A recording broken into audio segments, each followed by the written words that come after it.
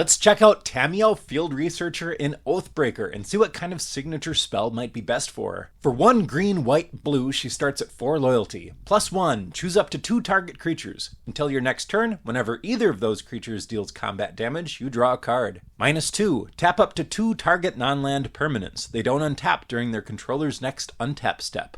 -7, draw 3 cards. You get an emblem with, you may cast non-land cards from your hand without paying their mana costs. Yeah, that -7 seems pretty powerful, and I love how the +1 fills up your hand for when you get there. And if we wanted to get there as quickly as possible, a signature spell with Proliferate would be the way to go. And of the ones we have to choose from, Broker's Confluence is by far my favorite. It's an instant for 5 mana, choose 3. You may choose the same mode more than once. Proliferate, target creature phases out. Counter target activated or triggered ability. I've always wanted to talk about this card in a video, but because of the Bant colors, we can hardly use it in any decks. There are only 2 Bant Planeswalkers, so I think this is really the perfect spot for it. You play Tamiyo on turn 4, you plus her up to 5. Next turn, cast Broker's Confluence, get her up to 8 loyalty, then you can -7 and still have her on the battlefield. And that is super cool, but I want to talk about that last option too. Counter target activated or triggered ability. Planeswalker abilities are activated abilities, so you can counter what your opponents are doing with their Oathbreakers. Very unique, very cool. But let's take a look at some other signature spell options. If we wanted to build a deck that would maximize value on Tamiyo's +1 with creatures that are hard to block,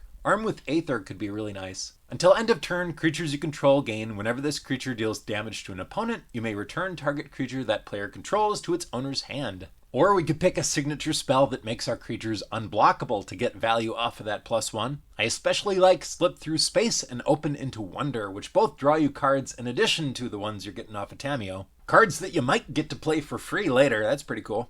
Giving your creatures unblockable means you don't have to worry about them dying in combat. However, they don't have to deal the combat damage to a player. They just have to deal combat damage. This means that a signature spell that gives our creatures double strike is going to trigger that draw twice. Phalanx Formation is a decent little budget option. Kayla's Command can only give 1 creature double strike, but it's got a lot of other stuff going on. My favorite though, by a long shot, is Akroma's Will. Creatures you control gain Flying, Vigilance, Double Strike, Lifelink, Indestructible, and Protection from all colors until end of turn. And then if you're also drawing 4 cards on top of that through Tamiyo's ability, yeah, well that's good. One of the 1-mana tutors might be awesome too. Enlightened Tutor, Mystical Tutor, and especially, I think, Worldly Tutor. These all search up a card and put it on top of your library, then you +1 Tamiyo and hopefully draw it that turn. Or late in the game after you've got that -7, just search up the most insane high power card you've got and cast it for free. If you enjoyed this video, you might enjoy my other Tamiyo ideas video. Actually, you might enjoy all of my videos, so consider subscribing if you like Oathbreaker content. Thanks for watching, and I'll see you next time.